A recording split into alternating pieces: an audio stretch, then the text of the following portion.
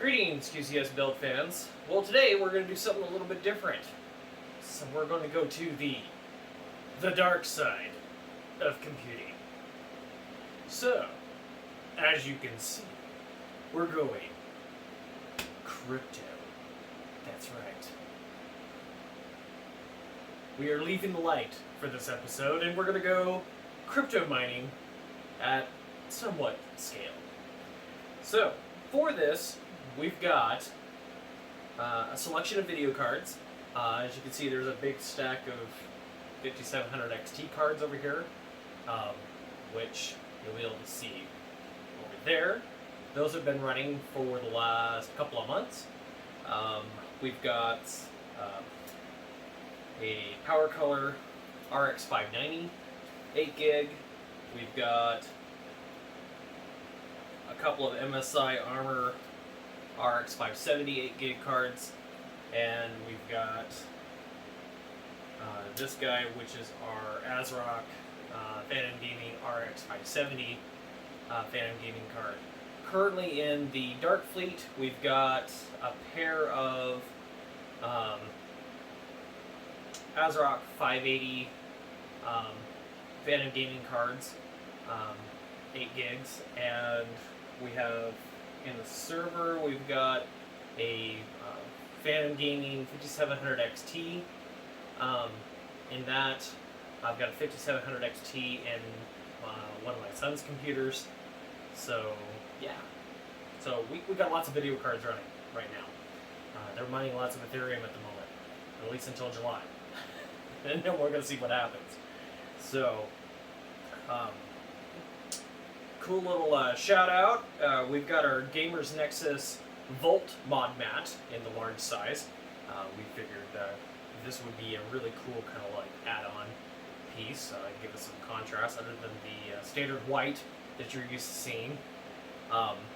You can go to the GAMERSNEXUS website and to their shop link, which will be in the links below, and you can possibly back order one of these in the next few months.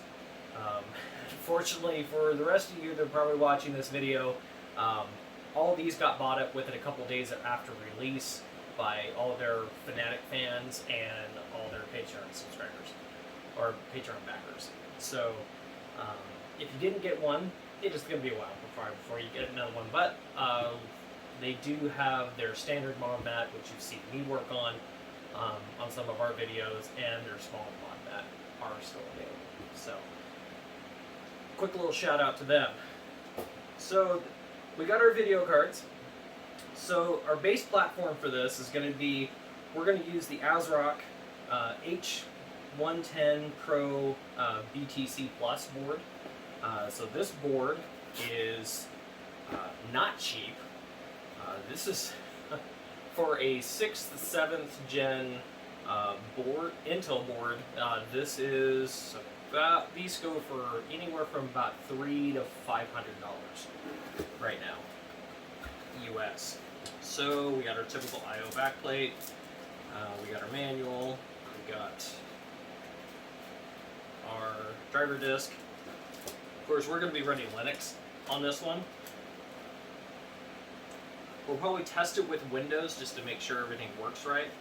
But yeah, we'll be firing this thing up with Windows. So I have not even taken this out of the box yet to see what's all here.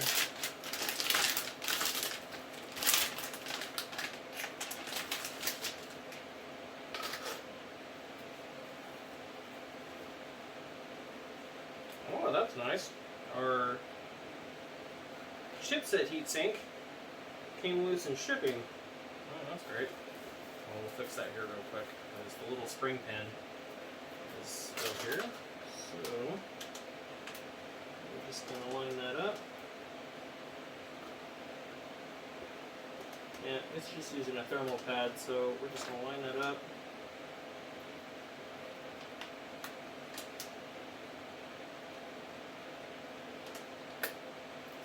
Snap that on. There we go. Hey, look at that. Easy fix. So with this board, we can do up to 13 video cards. So we have our 1151 LGA socket on here, for which we're going to be using a, I bought this used on eBay. This is a Intel i5 6500T chip, so that way we'll be able to use our integrated video, which just has a DVI out on it. Other than that, it's pretty much your standard I/O set that you would see on any PC. But we've got 16 video card PCI Express slots on here with additional power input. We're going to be running 16 gigs of DDR4 2666 on this in dual channel. So that way we got plenty of bandwidth for the operating system to do whatever it needs to do.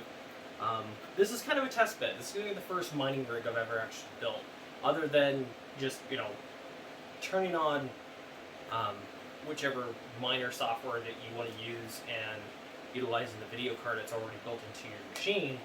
But yeah, so this is going to be the first dedicated actual rig that I've actually built. So this is going to be an interesting one. So, but yeah, so there's the board.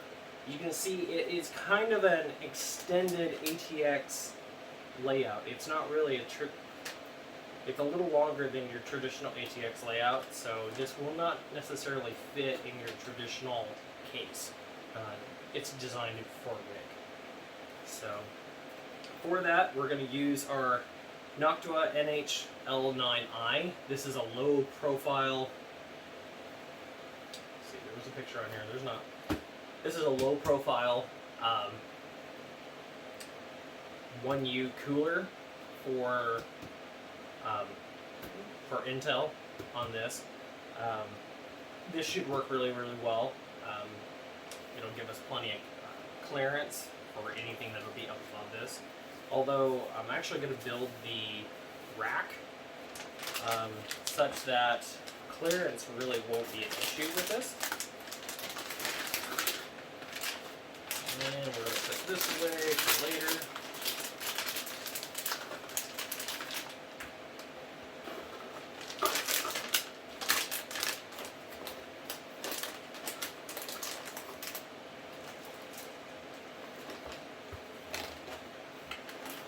Okay, so there's that.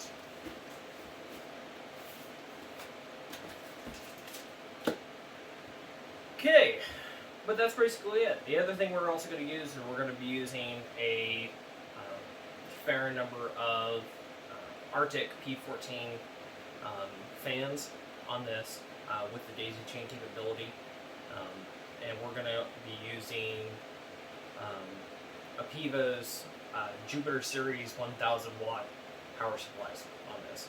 And we're going to be using 2, maybe 3 of those, depending on how many video cards we end up picking up. So as you can see, we've got our 5700 XT AsRock TaiChis in there. So we've been running those for a couple of months inside these rigs, and they've been really, really solid, really good. You notice we've got fans blowing air into the cards from the outside, and there's fans blowing air into the cards from the inside. The reason being is because of the fact that these are side slotted, so it pulls air from the sides of the cards and not from the front or the rear of the cards. We need fans to be able to push air into the main fan so we can get optimal cooling. The biggest thing with mining that I have noticed is trying to keep your cards optimally as cool as possible, so that way you can maintain your hash rate within a certain variance. That way you're not thermal throttling too much. Alright, well that's basically it. So let's take you to the shop and show you what we're going to build our rack out of. Okay, so out here in the shop you can see we've got our 14 gauge 10-foot sticks of UniStrut. We're going to be cutting those to size. 10 foot actually ends up working out perfectly. because we're going to be using 4-foot and 2-foot links for this to make our rack out of. And then with the UniStrut, we can actually buy, instead of having like weld the galvanized metal together or something like that, we can actually go down to the hardware store that we bought these from and make actually buy the elbows and everything to actually connect this all together. So that way this rack will actually be totally adjustable depending on what type of cards we actually end up putting in it. So very, very cool. All right, let's get to cutting. Well, it's a beautiful Idaho day today. It's a little windy, but that's about par for the course for Idaho most days. So we're gonna take our 10-foot section here and get to cutting.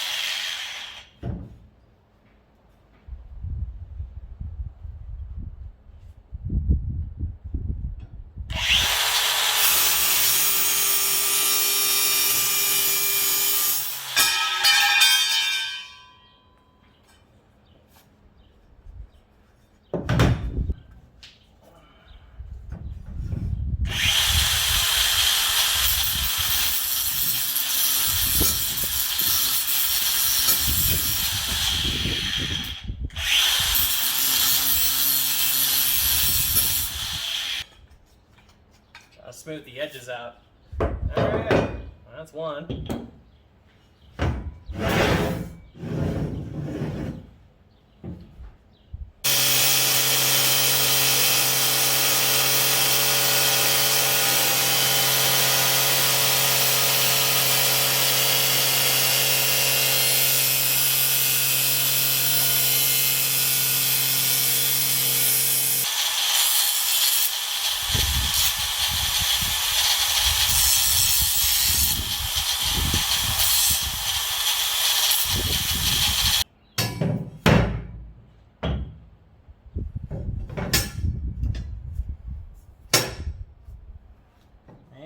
That's about perfect. So, there we go.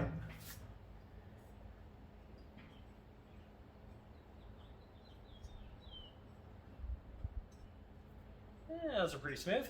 Cool. All right, I gotta do that like 5 more times.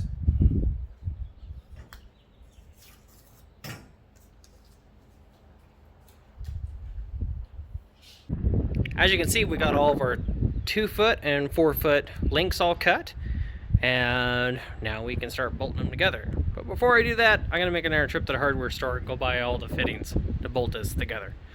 So, see you in a second. Okay, shiny happy people.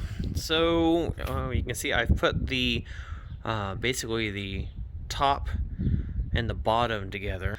So, you can see we're using, or we're actually using these. We're using these Super Mag 90-inch 4-hole brackets to put our struts together. So the advantage with this is it makes it adjustable. So we can actually loosen up the bolts here, and we're using these spring nuts that actually slide inside the track. So you can see right there. And it makes this totally adjustable. So say later on down the road, as I want to make this like an open air server rack or something like that, I could actually take the center pieces and I could actually move them forward and back to actually make it bigger or more stability or whatever. Or I could even just take them out altogether if I wanted to. So, but yeah, so you can see we got, so that's basically the top and the bottom put together. So we got our legs over here, which will actually bolt to the sides, but I gotta get longer bolts because the 1-inch bolts that we're using are not long enough.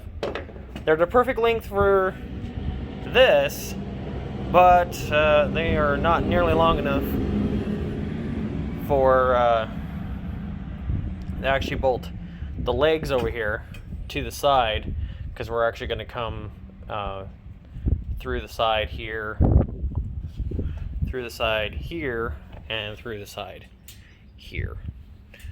So on those extra holes for those brackets. So, all right. Well, moving on. Okay, so here's the rack. So the rack's basically done. So only thing we have left to do is we've got to put the mounting plate for the motherboard in, which we're actually going to cut up a couple of cases to be able to do that, and the rack for the power supplies. And then, as you can see, we've got our P14 Arctic fan. And so what we'll end up doing is we'll have several of these spaced all the way through the whole length in the front here. And then we'll also have several of these in the back. So to be able to keep the cards nice and cool. You can also see we've put a brace bar in right here, and this will hold up the back end of the cards, so the entire weight of the card isn't just being supported by the I/O plate. And so, yeah. So it's coming together pretty good. One little thing we'll have to change is this is not quite high enough. So I'm actually going to get 2 more of these and attach those to this, so it'll actually raise this up about here, so we'll be at the right height. This is spaced just right, so that way it will come in just behind the PCI Express slot, and it'll hold the cards up from there. And then we'll also take, and I'm thinking of wrapping this in some kind of rubber to keep it ground neutral. So, but yeah, all in all, a whole lot of hardware, and we're looking pretty good. So stay tuned for part 2 of this video, where we'll start putting it together. Make sure you like, share, and subscribe, and we will catch you on the next one. Bye for now.